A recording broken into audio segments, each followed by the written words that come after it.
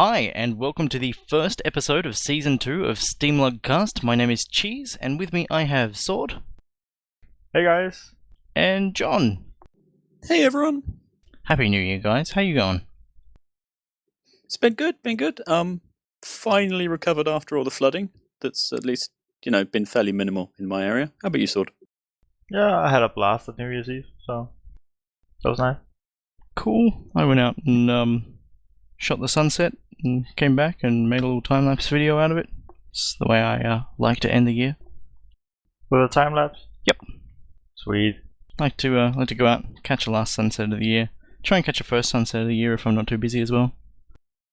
But it is all good. So we might have a quick recap of our recent events. Last year we had our Left 4 Dead 2 event to coincide with the game becoming free to own.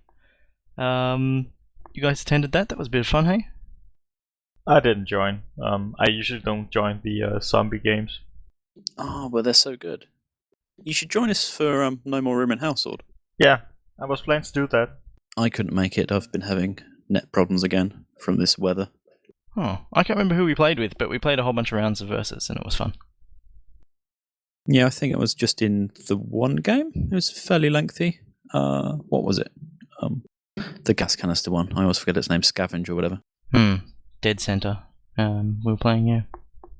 Yeah, I thought you guys kept playing after I finished, but I don't really remember. No. It was last year. I can't remember that stuff. We had a load of new players though. That was really good fun. Yeah, it was nice to get out there and play with some new people. We also had a Guns of Icarus online event where we played a few rounds, and I think it might have been the first one we played. It was 2v2, and the guy that was on our team was achievement hunting and running away from battles, so it was 2v1. I can relate.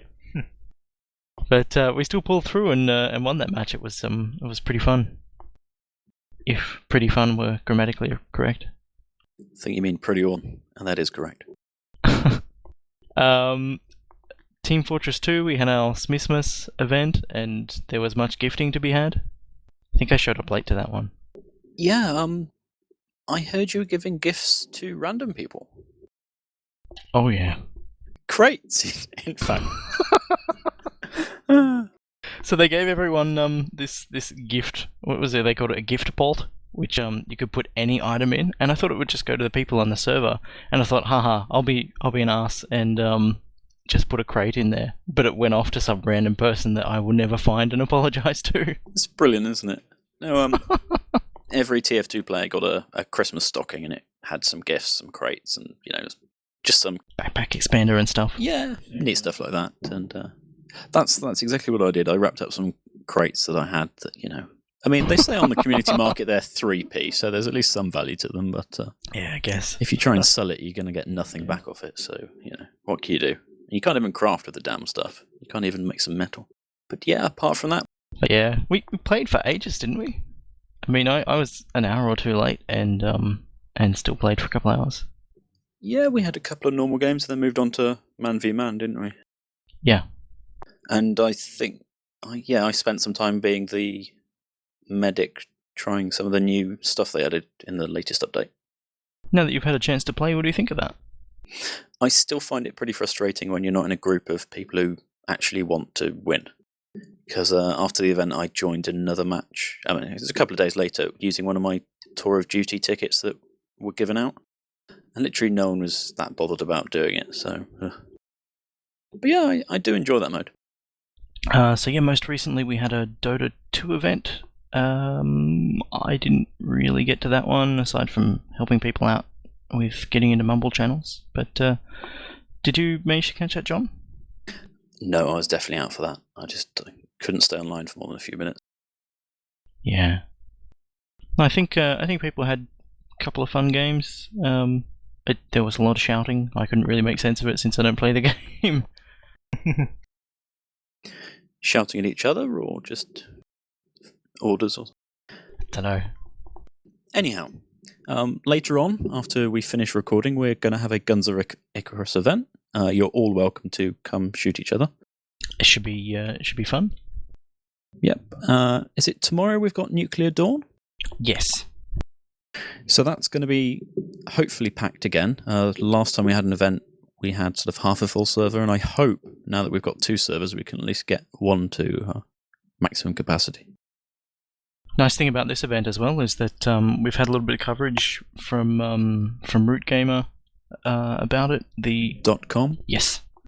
And the Nuclear Dawn Battle Society are cross-promoting it as well. One of their admins, their clan is providing servers for us. We've got 2 servers so that we can have a fallback if we fill up. It's shaping up to be pretty good. Oh, nice. Do we know if Expander's going to be there? He might record some of it. Yeah, I haven't touched base with him, but I am definitely going to ask. Cool. We've extended an invite to Nicholas Hastings to join us again, but I haven't heard back whether or not he's likely to be joining us. Okay.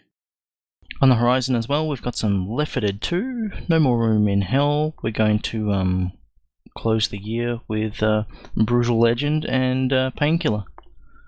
That's the delayed Rocktoberfest event, I guess. Yeah, we're way late. But Soab made the good suggestion of instead of making it the late Rocktoberfest, we'll just make it early. Very early indeed. So is that going to be a multiplayer event, or are we just going to sort of chat? Yeah, so it doesn't have cross-platform multiplayer, so this may be the first chance for a lot of people to get a try of multiplayer of the game. So hop in and have a bit of fun. I expect that everybody will be, like me, fairly inexperienced at it, but yeah, it should be good. And that's going to be immediately after the next SteamLUG Cast episode, for which we'll have a Double Fine person joining that we'll talk about a bit later. Moving on to community stuff. Yeah, we did kind of try to do a bit of a big thank you thing at the end of the year, recognising everybody who's contributed a little bit. Definitely thank you to all of our listeners here. It's been great to share the first season with you, and I'm sure we're all looking forward to doing the second season as well. And all the games that are going to come from it. Yeah. You guys got any sort of reflections after the new year has passed? Well, I'm just happy we did it, because I find this quite informative to listen to the cast when I'm not on it. Awesome. I keep getting feedback from people saying that what we're doing is unique, and that's kind of, if you can only ask for one piece of feedback, that's a pretty nice piece to have, I think. I think after this last week of CES, it sort of confirms that some of our predictions were wrong anyway. So I'm looking forward to the new year bringing us corrections for every single thing we said. Yeah, I was really surprised to not see Volvo at CES with their own steam machine. Oh, right, yeah. You and your damn Volvo stuff. But we're going to talk about that later, so we should move on. Now, you made SteamDB a new logo? I did. I've been working on this for many more months, I'd like to admit. I just kind of hadn't really had time to jump on it. But SteamDB guys seem happy. Aside from a couple of questions, most of their community seems pretty happy with it, so it's kind of nice. If anybody's interested to see sources for that, you can find them right here. I'm surprised you didn't try and sneak a tux into the SVG, just so titchy. Way off out of the canvas somewhere. Or just as like a, part of the TM symbol or something, I don't know. Nice, I should have. So Expander made a video to show off the tools he uses to make his Linux gaming videos on YouTube, and we're going to provide you with a link. He's actually, from the recordings I've seen, they're pretty damn good quality. So if you're interested, check that out. Yeah, I've always been impressed. He says he has 24 gig of RAM, so that might, and presumably a matching CPU. So I can't be surprised that he may just have way better quality than I can come up with. But it's fantastic that we've got a bunch of people in the community who are out there and recording videos and showing that the games look good and run well on Linux. So as we mentioned, a few people have been giving away copies of games. There's a Humble Bundle key in there with a missing character for Surgeon Simulator, if anybody wants to pick that up. Is the missing character at the end? I think so, Swordfisher. Yeah, it is. I wouldn't be that mean. And I can tell it's uppercase. And that one's courtesy of Had Babbitts. Thank you for passing that on. And I can personally recommend Surgeon Simulator, I especially when you're drunk. am yet to be able to fix anyone. I'm very good at throwing lungs across the room, I've discovered. Yeah, I've been watching some speedruns on YouTube. Oh no.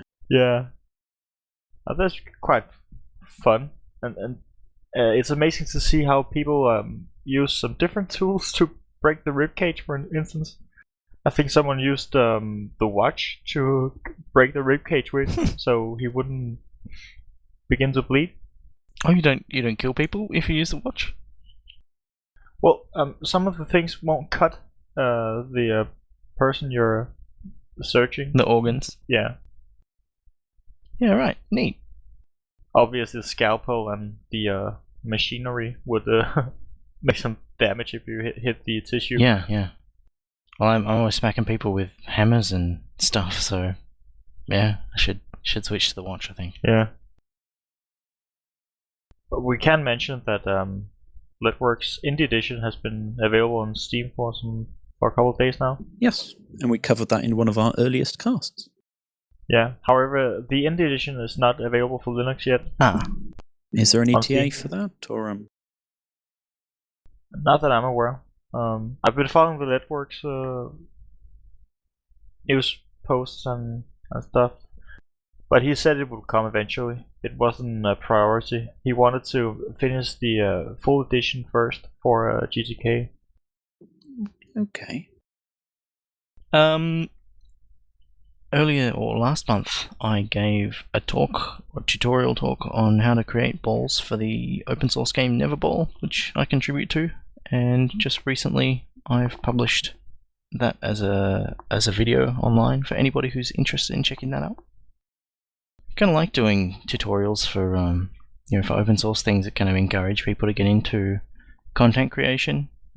People who might not really feel that comfortable programming or might not really be aware of how to get into stuff. It's kind of nice to have some kind of way to ease in and get enthusiastic about stuff. Are there some template balls you can use?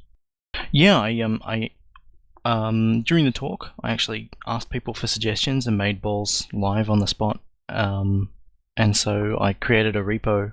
They're probably not suitable for going into the game, but I created a repo of example balls that I chucked up onto GitHub that people could download and play around with as well. Okay. So, what sort of skills do you need to approach this? Well, I cover 3 different types of ball creation, ranging from just replacing a texture right up to creating custom geometry and making multi-part balls with different types of movement and stuff for the different components. So if you just want to poke around with some textures, you can do that. If you want to fire up Wings or Blender or something and do some 3D modeling, I touch on how you should be exporting stuff and how to get all that going. The balls are just compiled BSP maps, and we generally just import geometry via OBJ files. So for anyone who's got a little bit of experience, it's not too bad, and for anybody who doesn't have any experience at all, it's not too hard to get wrap your head around. I try and touch on step-by-step stuff in the video as well. It looks pretty approachable. Cheers. So, Swordfisher wanted to mention our Linux gaming subreddit. Yeah. How long is that month of self-moderation actually going on? 3 weeks now, is it? Yeah, about 3 weeks. Yeah. I'm not happy. Let me say that. Any particular reason? Yes, it has become the thing I feared the most. It's kind of a mismatch between useful information and just people who want help with stuff they don't want to Google. I mean, it's sort of turned into, well, lack of a better word, a forum where people sort of can post and popular things bubble up to the top, and it's not really that relevant. Isn't that how Reddit's meant to work? No. Yeah, but for information, I don't think it's any good anymore. But at least we don't get terrible spam. I was worried it would fill with tripe that we'd have to moderate. And at least it's not indecent content. It's just, Any other thoughts, Sword? Well, yeah. I hope hope the community wants us to moderate it again, because otherwise I'm not going to use it anymore. Fair enough. Ah. Well, were we going to make another post and just ask what people thought of it, and then okay. Yeah, that's the plan. We'll ask the community if they want it to be better or not. Okay, fair enough. And It depends on your view. To me, a subreddit is used for aggregation of important news for that specific kind of stuff. But when you mix it with image submissions and all these, how can I use this graphics card? What should I do with my command line? Whatever. It just gets flooded with unuseful stuff to me, which is why I just don't want to use it. Fair enough. I noticed that the 3089 developer posted his game launch on our subreddit as well. That's kind of neat. Nice. Oh, I haven't read it. I look at it once a week because I don't want to read all that stuff. I just popped in to get a look at it, and that's the second post at the moment. Yeah. Right. Well, it'll be interesting to see what how the community feels about it. I mean, obviously, as the admins, you guys are going to have one perspective because you were going to presumably things are a little bit of a departure from how they have been previously. Pretty big departure, yes. But for the community, it'll be interesting to see whether that's seen as a step towards something that they're especially interested in, or whether they feel that things do need ramping back. I don't know. Yeah, interesting. Yeah, someone commented on the thread a bit later, so it didn't get on top. But he said that the larger the community, the more need for moderation, which I agree on. And I guess that will happen in the future, won't it? Yeah, I hope so. But yeah, I'm sure things will work out in a way that still is useful and beneficial for the community. Yeah. Well, anyway, if any of our listeners are members of that Reddit and they want to give us feedback, you're welcome to email us. Did you want to give an email address? Oh, that's at the end of the show. It's cast@steamlug.org. Yeah. So moving on to Steam and Valve news. I guess the big notable thing right now is CES. Yep. Which is? Don't know. What is it? There's silence because everybody is running to Google to find out. It's CES. I think it's moved on from its... Okay, Consumer Electronics Show. Anyhow, Valve announced they were going to have a sort of a press event to tell everyone about these partners that they'd organised to launch their different range of devices. And most of the outlets... Unfortunately, Valve had booked it at the same time as Sony, or Sony had double booked with Valve. But it got less coverage because of that, because Sony had a live stream and Valve sort of hoped that whatever people wanted to focus on it did that. So you had, I think it was Ars Technica and The Verge that had live blogs, and that was pretty much it that I can think of. And Doug came out, introduced, hi, we're Valve, we're going to talk about some things. Here's Gabe. Gabe comes out, talks for 5 or 6 minutes, drops a mic and leaves everyone to then discuss these boxes that are in and around the room. And they give out a PDF that's full of all the different specs and these companies that are going to partner with them to launch these initial Steam machines. Do I want to list the companies out, or do we want to discuss it first, or what? Yeah, let's kind of the PDF is mad. Don't touch a PDF. Yeah, I wouldn't open it. Well, I did open it, and I waited like 2 minutes for the first page to render. It's quite silly. So yeah, I don't know. I found the lineup of manufacturers to be kind of interesting. There are definitely companies in there that I'd never heard of before. I've heard of Scan Computer. I've bought components from them before. They're a UK company. Marlemin mentioned that Alternate was a Dutch company. So I think they've been looking at these smaller companies that make custom sort of hardware bundles that can, plug all these bits and bobs together. So to go through the list, we've got iBuyPower, CyberPower PC, Zotac, Scan, Material, Alternate, Web Harlan, which is, I think, a Swedish company. Yeah. Digital Storm. Is it Falcon Northwest or Falcon? I don't know. Alienware, Origin PC, Gigabyte. I didn't know about them earlier. And Next. You hadn't heard Gigabyte before? No, I didn't know that they were making one. Oh, right. That's interesting, at least, Gigabyte. They're pretty big. I find the Origin PC a bit misleading. Yes. But I guess it makes sense it comes with Windows then. So that's the other interesting thing. Well, it says it comes with Windows or SteamOS, right? Yes, some of them are definitely shipping with Windows, and they're going to come with a piece of software that will let the user install SteamOS onto it. Which one was that? I thought that was Digital Storm. Had a sort of a part thing. But other ones are definitely SteamOS.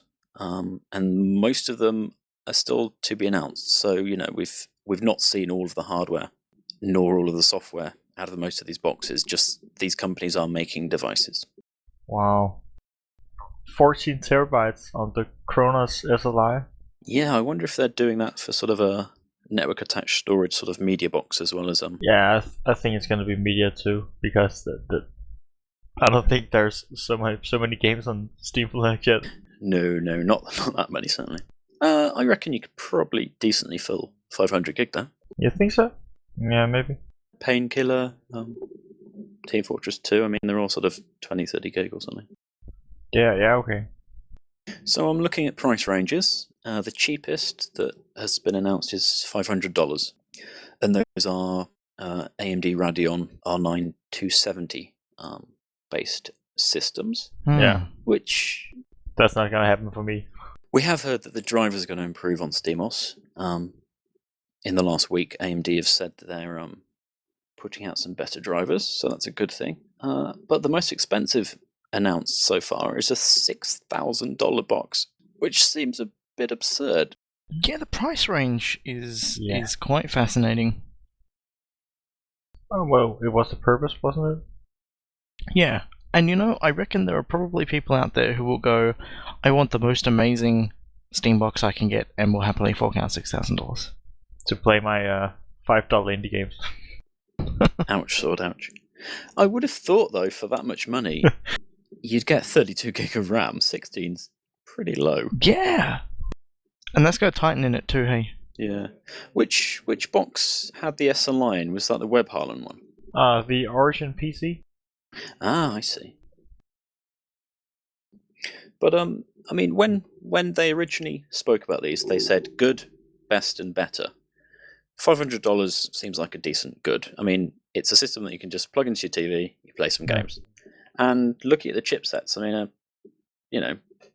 the 270 and the lower end GeForces in the $700 ones, they're decent mid-range graphics cards already. When you step up to the sort of $1,000 boxes, the graphics cards don't look like such a step up. So I think that's... I mean, they're obviously focusing there more on the CPUs. But I don't know, I'd probably want a bit more oomph in the graphics department as well. So in the brochure, which has finally loaded page 3 for me, the Falcon Northwest model has price ranging from $1,800 to $6,000. Do they say how it can range that far, or? No, it's just a hyphen in there. Okay, well maybe it says it's got 8 to 16 gig of RAM and up to 16 terabytes of storage. So presumably that is changeable. Oh, and it says CPU is customizable as well. That's probably the highest price then, with the lowest components. Fair enough. It might be when you order it, like on Dell or Alienware, you can customize the layout. And both of the $499 ones have and up listed as their price, so it looks like they're going to be customizable as well. In fact, most of them seem to have some kind of mention of configurability. So it is interesting to see Dell here. with their Alienware. Yeah. That's kind of a good thing, right? I was expecting that. Really? Yeah, Dell has Linux PCs already, so kind of makes sense. They're difficult to get a hold of, aren't they? And we can't get anything aside from servers running Red Hat here. Well, outside of the US, they don't tend to do the Linux models. I think at one point they had UK versions, but I think they killed that off after a year. I remember the first time I did a LUG talk in Ottawa. I followed a guy from Dell who was a part of their Linux support team, and they're all based out of they're all based in Canada, but can't ship anything to Canada. Nice. But yeah, it is surprising that pretty much all the CPUs are Intel, all the graphics cards are NVIDIA for basically all of them, but 2. I don't find it. Well, I can understand the current issues with drivers, but AMD certainly get in with cheaper hardware. So you would have thought that more companies would be looking at AMD to produce these cheaper boxes, because then they're more certain to sell well. I just feel like everyone's scared of shipping AMD. Well, would you ship a product that's not working half the time and people avoid it? Would you ship it for the first machine you're going to build with a new software? I don't think an awful lot of the hardware producers actually know the situation of, the graphics stack and games on Linux. You reckon? I don't think they know fully how problematic AMD drivers have been. I know they've got. Well, looking at how close to market some of these are, I'm sure that they're already testing. So presumably they've got to have encountered some of this stuff anyway. What I find most interesting, following quite a lot of OpenGL people on Twitter, is that an awful lot of them prefer AMD because they have drivers that conform better. So maybe it's because NVIDIA has had such a clutch on the market that these applications perform less well because they deviate from the spec. It would be interesting to look at that. I do hope that I just do hope that AMD gets better sooner rather than later. Yes, we can all hope for that. And I noticed in the brochure that both of those $499 models have options for NVIDIA cards as well. Oh, okay. Do they mention that the price would go up quite a bit from that, or? No, there's not really much detail in there. The ETA on some of these devices is surprisingly soon. Yeah. I was expecting we wouldn't see anything ship this quarter, but it feels like, nearly half, maybe? About a third might hit before the end of this quarter? Yeah, about a third. The thing is, with all the TBAs, it may be that they do get delayed. You never know. Yeah. We have to understand that out of all the hardware that gets unveiled at CES, quite a lot of it doesn't actually come to market. That's one of the sad things about CES. It's mostly manufacturers trying to show off equipment to get people to either invest or shops to buy in to sell stock and the rest. It feels, though, if you're saying that something's planned to ship this month, that yeah, you would have thought that they are ready to go. But an awful lot of these other ones are either to be announced or the end of the year, so maybe some companies are just a bit more confident that they would have competition, and maybe they might think, oh well, if these others aren't, maybe I could push it back a little and just refine our. Yeah, maybe. And of course, the longer they leave it, the cheaper this hardware will be. Yep. Yeah, vendors like Zotac, they already make living room PCs, so and they're all to be announced, but I think they might be about 90% sure. It's also interesting to see how few have confirmed that they're going to ship with a Steam controller. Yeah. So at the moment, that's only the iBuyPower, the Cyber PC SMA, and the other CyberPower one as well. I'm surprised we didn't see Razer in there. Oh yeah. I really want a Razer box. Well, any other thoughts on the CES stuff and Steam machines? I have none. It's been interesting to see some of the mainstream coverage that people have been a little bit confused by this type of unveiling of Steam machines, and that it hasn't been coupled with announcements of exclusive titles and things. Yes, the media really should be used to Valve by now. I'm not going to say they have quirky announcements, but you always know that it might not be something you're used to. They seem to have a lower amount of, I don't know, I want to say lower amount of unnecessary hype, but they do all their ARG stuff, and whilst that is most definitely unnecessary, it's still engaging and actually does stuff and provides content. I think when they're trying to announce something like this, they tend to be... I think they're deliberately shooting lower. They're possibly worried about another Half-Life 2 sort of thing where, something gets delayed and then they get backlash from that. And it might be that they're being lower key just so that it will slowly build up to be a foundation of something strong, rather than being something that an awful lot of these console makers can do. They do this massive unveil and everyone gets excited, and then of course they have to wait months and months and months, and unless you've got constant rolling news stories, something like this wouldn't hold the headlines. So I think they're playing it smart, even if it does obviously frustrate an awful lot of the press into wanting more news constantly. And that's why an awful lot of them on Twitter are so confused. I don't know what to think of it. And, it's been interesting to see. I do appreciate that there's no room for misleading hype here, that everything seems to be fairly straight and direct. Yeah, I guess. I don't know how much I appreciate being told straight that we're making some hardware and it's coming out soon. Well, what else did we want to know? I mean... No, I know. Yeah, but sometimes surprises are nice, When Gabe came out on stage, just after GLaDOS had appeared, everyone at the Sony conference was, standing up and clapping because they didn't know it was going to happen. And, surprises are nice. One of the most interesting things at this CES was, I think Molomin noticed that a Raspberry Pi was tucked inside the iBuy power case. Oh, yeah.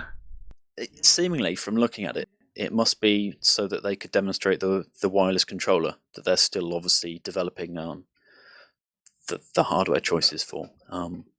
Having looked through their other talks Greg has given, Greg Kuma, it's likely they've picked a Nordic chip that can do Bluetooth and a proprietary low power and low latency RF conversation.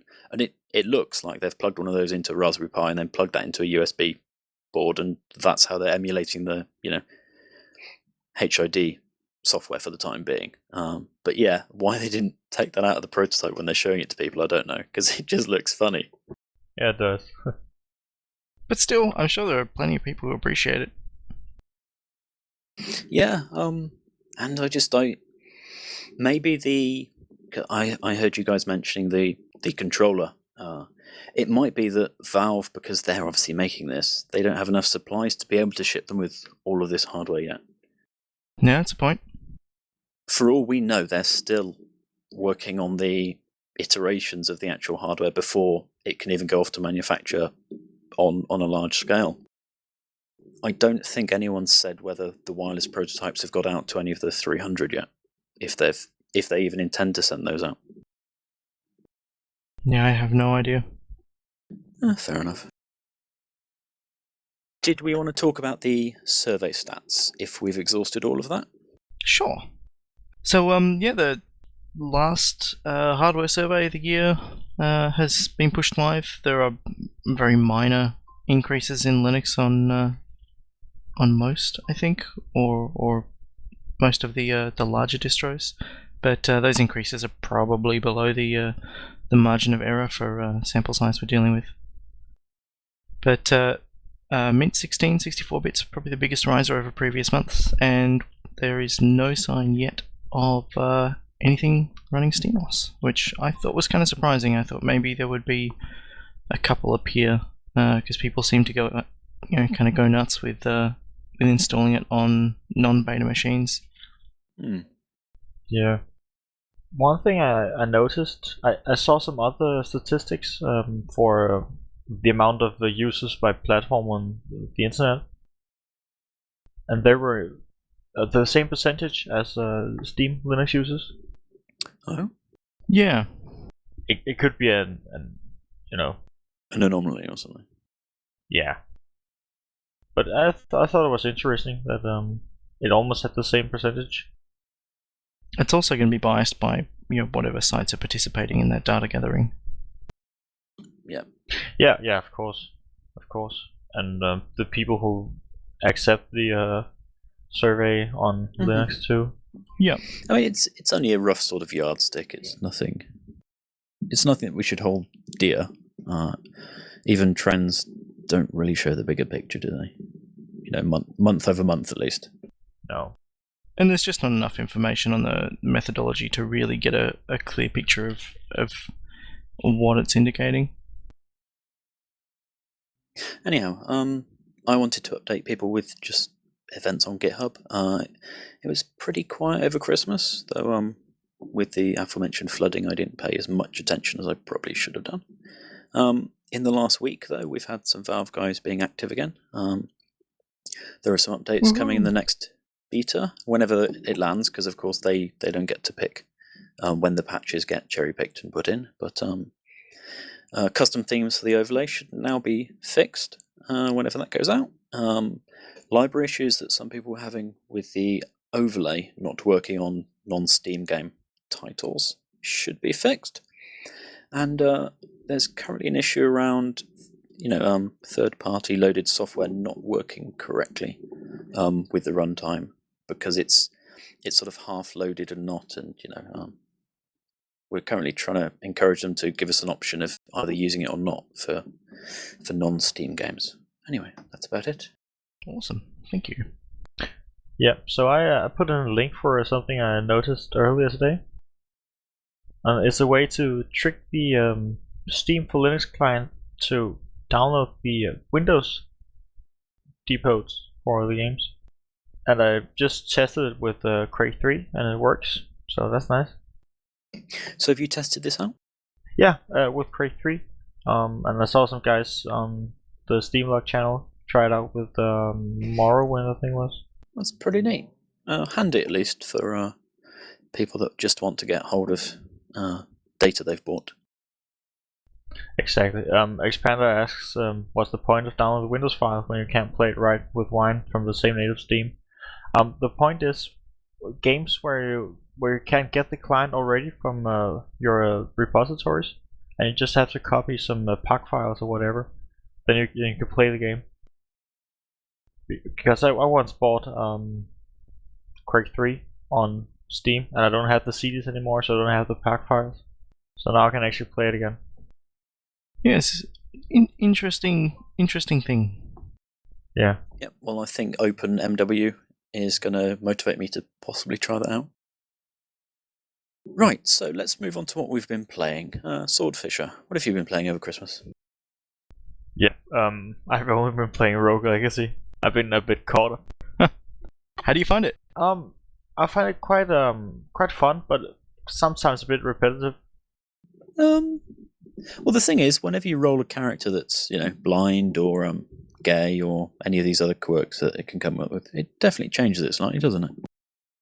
Yeah, it does. But the thing is for me that you have to play the castle first, and you have to go to the hero selection, go to the skill buy thingy, and then go through the vendors and ask Karen to let you pass, and then you can play.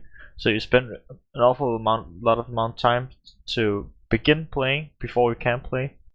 I'd wish there was a quick game mode, just random select a character. And I know it's a gaming mechanic, but I find the tax that you get whenever you enter the castle a bit frustrating. Because the tax? The death on the bridge. He takes your money. Oh yeah. I know they've obviously geared that to make you try not to die so much and the rest, but I don't have the best reflexes, so I'm not particularly good at that game. And it's good fun, but I don't mind the repetitiveness of it. I care that I get up to 800 gold, can't spend it because my castle's pretty pimped out already, but I have to get rid of most of it, even though I think I've unlocked a perk that saves me a bit of money when I go through them. But yeah, I was about to suggest that. But yeah, it's not bad. It's so how come you just haven't had much time for gaming? Yeah, I've been doing a lot of stuff recently, and I had vacation, so I wanted to do some different stuff than just playing PC. Fair enough. How about you, Cheese? I've been testing some more gear up. We fixed or they fixed the mouse input bug, sort of. Mouse sensitivity isn't customizable, and it is probably a little bit high for most people at the moment, but I managed to play a multiplayer game and make some kills, and it was heaps of fun. Played with Rake, who is not here by the looks of things. Mim and I got together and had a bit of a play of the Humble Bundle games the night before last, and I discovered that all of them are bad for my hands, and I wasn't paying attention and had to take a day away from the computer. Oh, that's a shame. Oops. I've played through Cairo, which I thought was kind of interesting. Controls are kind of floaty, but it's really nice and challenging, and pretty atmospheric, I think. Was there a tutorial for the game? Because I just spawned in games and what am I going to do now? I just ran around and then I died, and then I went off. Fuck it. You kind of expected to explore and kind of discover what's going on for yourself, and part of that sets up a way of looking for and looking at things that you will need to continue through the game. Also, managed to do a couple of Spelunky daily challenges. Played a little bit of Assault Android Cactus. I can't remember if we covered the last update in the last cast, but they got some new set dressing on some of the levels and some new music, which is pretty sweet. I've been playing Festamud, Curse of the Gold, which we're going to do for Game Club once we finish the game we're on now. And been playing some Worms Reloaded as well. Awesome. That Spelunky, is that via wine or something? Yeah, a friend of mine gave it to me. Do you know something we don't know? No, sorry.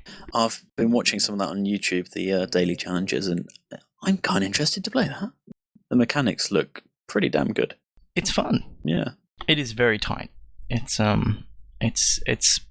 geared in a way that as your skill level increases, you still encounter different kinds of challenges that encourage you to continue to grow and spur yourself onwards. But it's the procedural nature of all the levels means it's not like Mario where you learn to play that level. It's about learning the mechanics and working with them. It's really, really pretty cool game.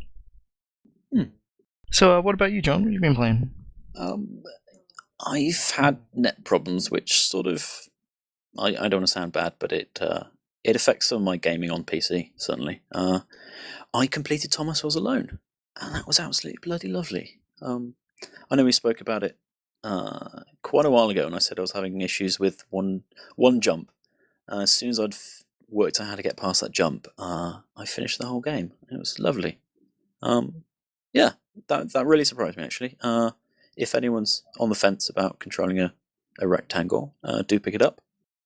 I also played some Gravity Badgers. It's an Angry Birds space clone, if you know what that is. You fling a badger around in space to collect some... Those poor badgers. I know, to collect some orbs, and it's mostly a game of inertia, gravity, and other bits and bobs. It's not the best game, but yeah, it's a game. Also, Hero Academy. I've been playing with some American friends who got it in the humble deal after I recommended it. Him and his son, and also some TF2 because I've been trying to get through some of the class-based achievements. Just trying to practice picking up Australian with the sniper and the rest. But that's my gaming. Yeah, cool. Oh, and I've basically been playing all of the games in the Humble Bundle 10 for the last couple of weeks. and they are all brilliant. And it's probably the best bundle in the last year, I would have said. So if you're hesitant, do dip in. Humble Indie Bundle 10, brilliant. The games in the current bundle, because they haven't announced the extended, the hey, look, there are some more games. To the Moon, a lovely adventure game. Joe Danger 2, a motorbike platforming sort of stunt game. Papo Año is a third-person Unreal Engine adventure story, sort of a puzzle platformer as well, I guess. Reyes, which is a god simulation game, where you tend a planet, you look after a civilization and the rest. And there's Surgeon Simulator, which we mentioned already. So, gaming news. So we spoke about the Linux Gaming Awards a few episodes ago, and their first project of the month goes to 0AD. Hey, well done to them. Hey! I'm not sure who's going to be making the next shortlist, but this shortlist was done by Free Gamer, which they tend to cover free and open source game development news, which is kind of neat. I wonder if OpenMW is actually good enough to be selected and win a nomination for that, because it's certainly a project of the month. Yeah, I don't know either. I was kind of surprised that... Because what was their shortlist? Their shortlist was 0AD, Super Tux Kart, The Dark Mod, Simultrans, 0K, Flare, Hedge Wars, Megaglest, Stunt Rally, and Pioneer. I have to say I've only heard half of this list. Maybe in an upcoming episode we should talk about some of these projects more, because I don't think they're mentioned enough. For sure, and it's obviously Free Gamer are going to focus on specifically open source, things that are definitely classifiable as free software, which I guess the others are probably going to do as well. Fair enough. I mean, I don't know. They might be having proprietary stuff in there when the others do their shortlists. It's not really clear to me what their plans are there. We could always ask them to talk about it. Yeah, that'd be kind of neat. So over Christmas, quite a few, not just games, some titles got launched. Right, so titles that have launched in the last few weeks. Sid the Dummy, that's a platformer. Out of the Park Baseball 14, that's a sports game. Violet. I've been looking at Violet, and we've been talking about doing it for Game Club. I think it's kind of... I don't know enough about it either, but it looks pretty sweet. I mean, artwork's amazing. Okay. Race Supreme 3D. You can guess what that is. Secrets of Reticon. We mentioned this in a previous cast. Absolutely gorgeous looking game. Cities in Motion 2. A strategy game. Deadly 30. And 3089, which is a sequel to 3079. Yeah. So what's this Deadly 30 then? I had briefly looked at it. I think it's a kind of, side-scrolling, shoot 'em, beat 'em up kind of platformery thing with zombies. It looks abuse style, yeah. And it might be multiplayer. Is it multiplayer? No, single player. Okay then. Any of these games take your interest, Swordfisher? Or catch your eye? Not really. Maybe Secrets of Reticon. Yeah, I'm kind of interested in that as well. Only because it sounds fun. I know quite a few people have been talking about Cities in Motion too, so I think that's quite up there with Secrets of Reticon.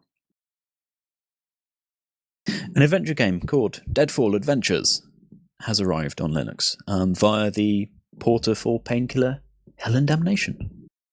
Yeah, it looks kind of interesting. I am considering buying it. You guys checked it out at all? I quickly looked at it, but my wallet's pretty much torn open from the Steam sales. So this one might have to wait till the summer or sometime. It's a bit of a shame, really.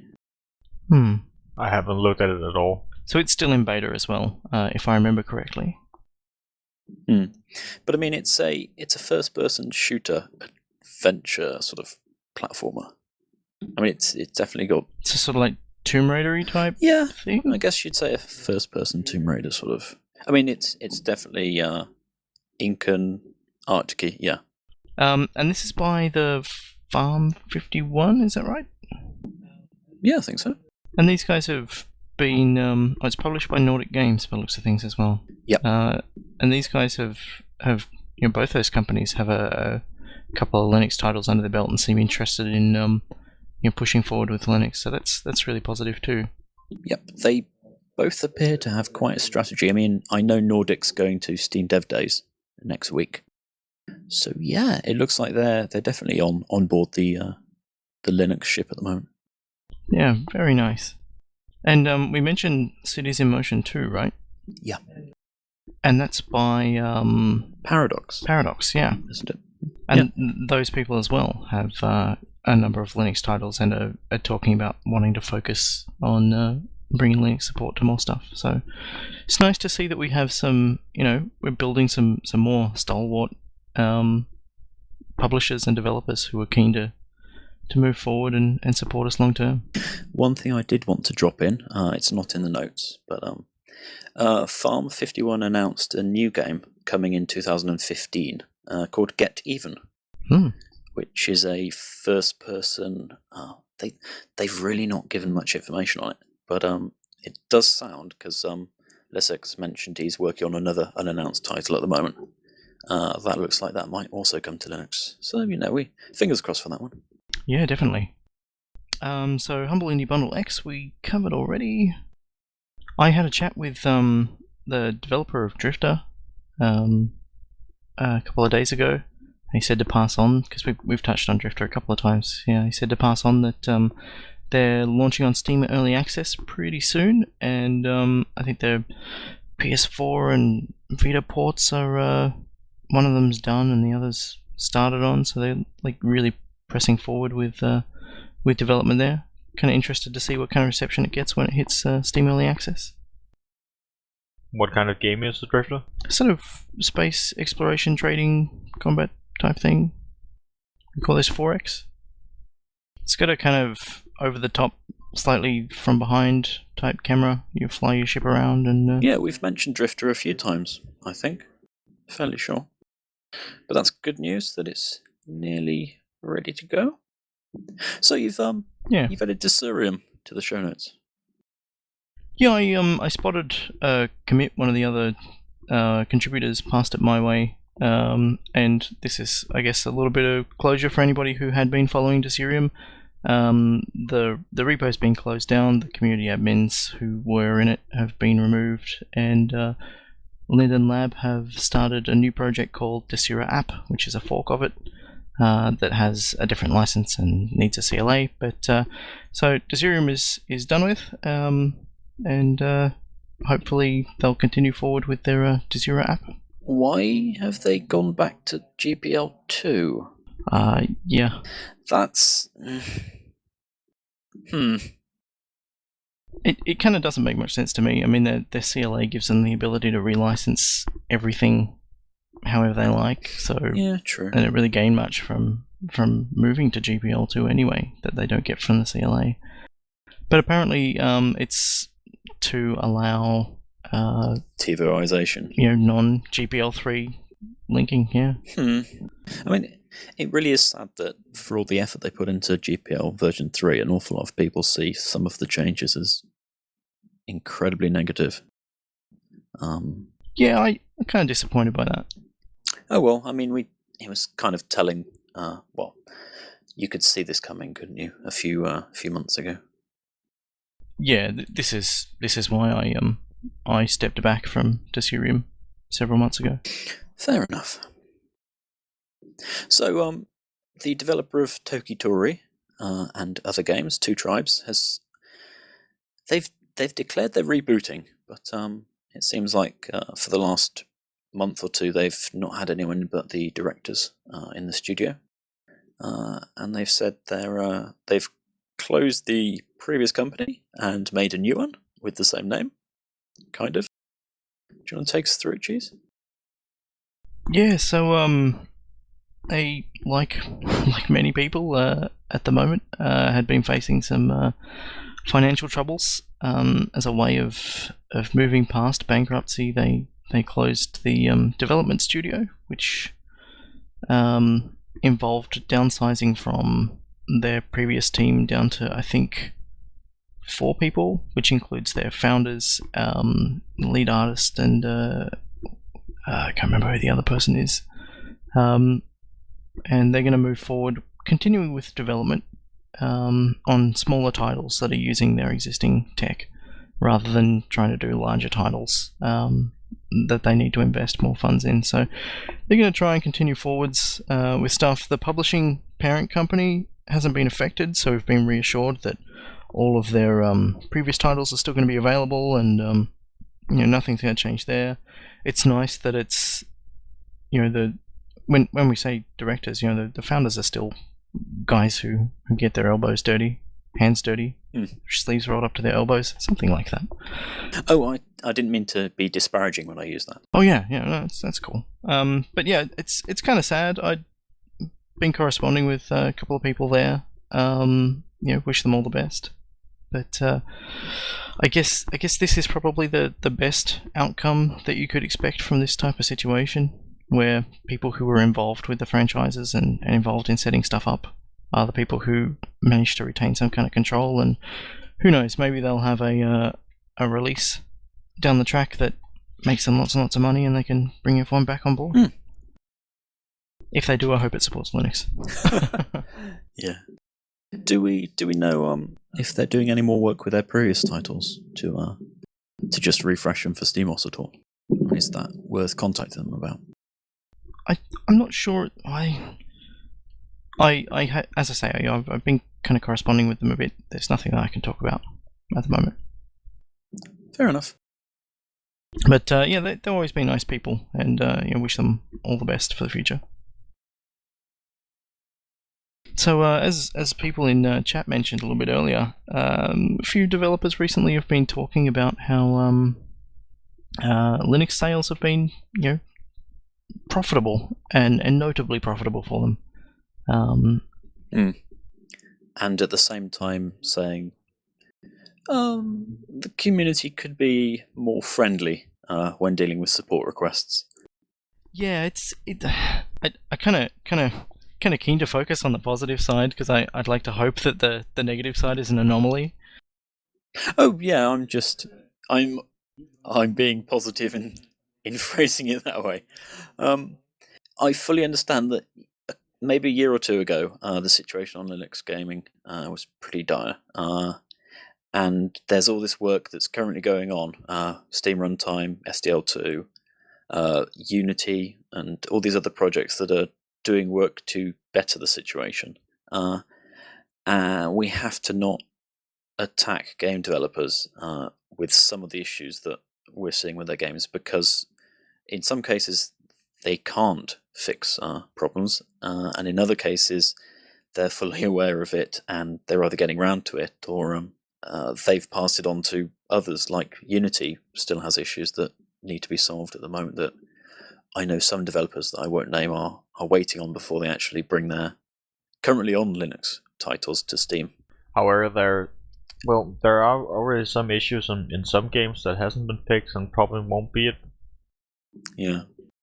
But even beyond, developers who are aware of issues and are powerless to do anything about them until things are dealt with upstream, there's still huge value in being polite and supportive of people who are trying but still might not know how to do things properly. There's no reason to attack people who are going out of their way to support the platform. I think you see it no matter how many what OS you're looking at, because the more people get, the more idiots will get.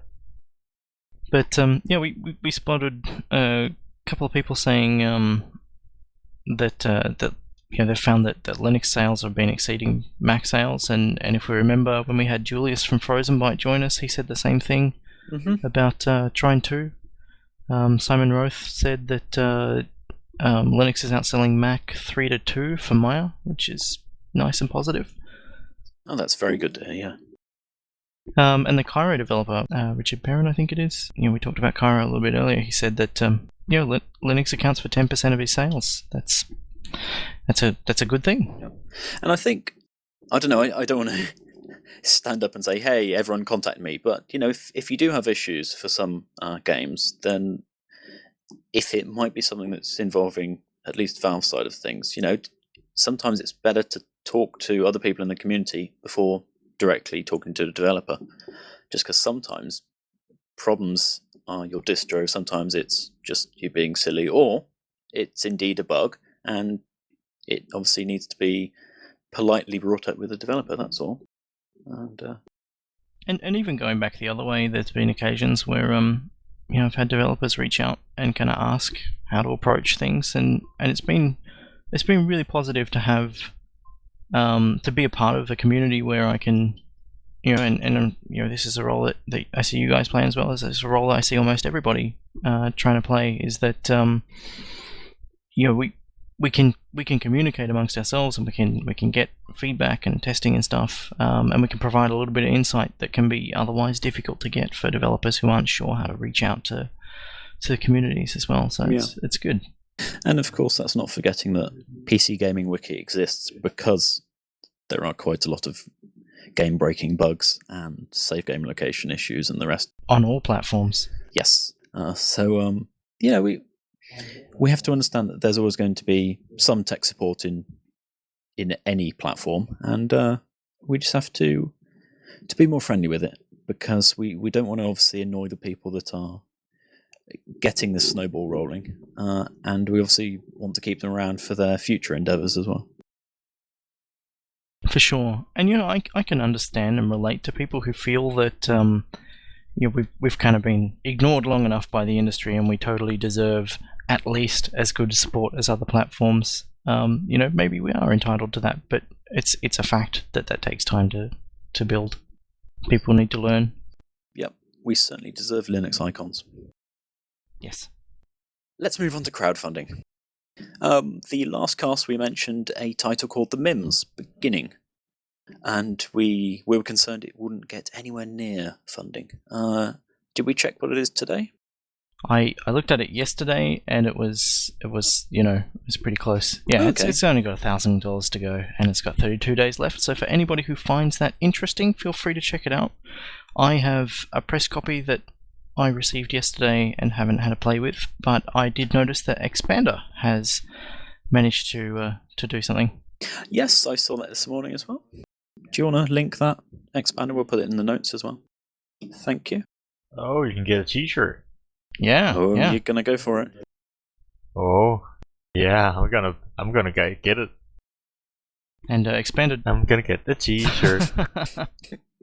And Expander contributed a gamingonlinux.com article on the Mims as well. So I can't say much about that. One thing that I don't have in the show notes here, but Hand of Fate, which we mentioned a little while back when we had Sanatan with us from Witchbane Games. They sent me a press copy of their game, and I've been poking around with that. And I was not expecting it to be as solid as it is. Like it seemed like it was still going to be fairly early, but for a pre-alpha, the graphics are amazing. The controls are pretty solid. Combat is nice and engaging. Awesome. So that's worth keeping an eye on as well. I will hopefully have more to talk about it a bit later. So what do we want to talk about? How we find our crowdfunding, or let's touch on this, because when I first started putting the show notes together, I noticed that we had nothing for crowdfunding. I was looking around. I hadn't been paying attention.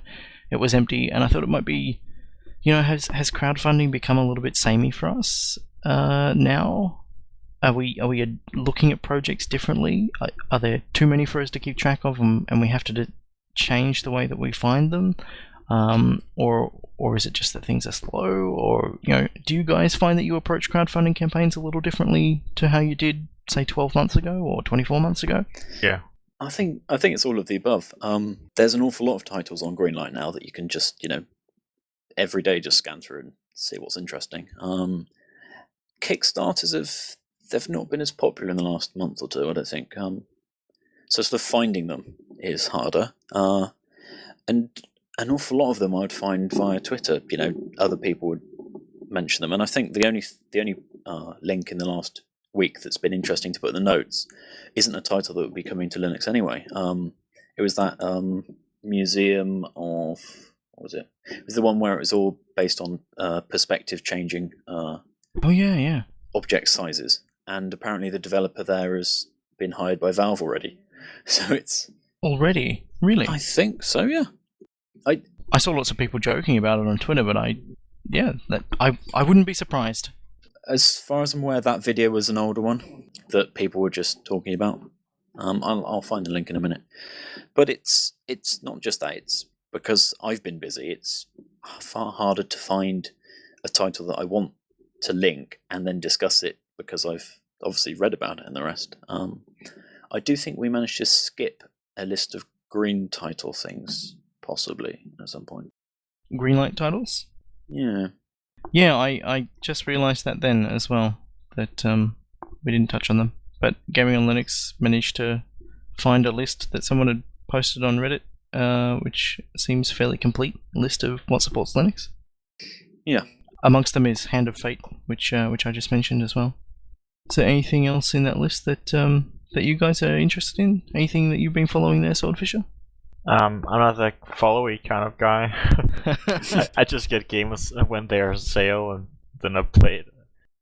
And especially if they have a silly name or looks silly, I'm probably gonna buy it. Like Secret of the Magic Crystals. Yeah. Alrighty, so getting back to crowdfunding. Broken Age is going to be here. It's going to be released to Kickstarter backers and what they're terming Slacker backers or late supporters on the 14th. So it's only a couple of days away. And at the end of the month, on the 30th, I believe it is, it's going to be available on Steam Early Access for anybody. And so at that point, the game is going to be a fully polished first part, with the second part coming soon. I don't have a URL that I can share, or at least not something that's publicly visible for everyone, because it's mostly been covered in the backer-only forums, but I will provide a backer-only link in just a moment. But have you guys been trying to sort of peripherally keep track of the Broken Age campaign? I don't think either of you backed it, did you? I didn't know. I don't think Sword did either. But that's okay. I know nothing about it. Sorry. No, apart from watching the VGX little trailer, I don't know anything about it either. Cheers, you're going to have to... Right. So the idea is, recapping very briefly, people like adventure games. Lots of publishers say nobody wants to pay for them. Tim Schafer's a fairly renowned for the adventure games he's worked on, and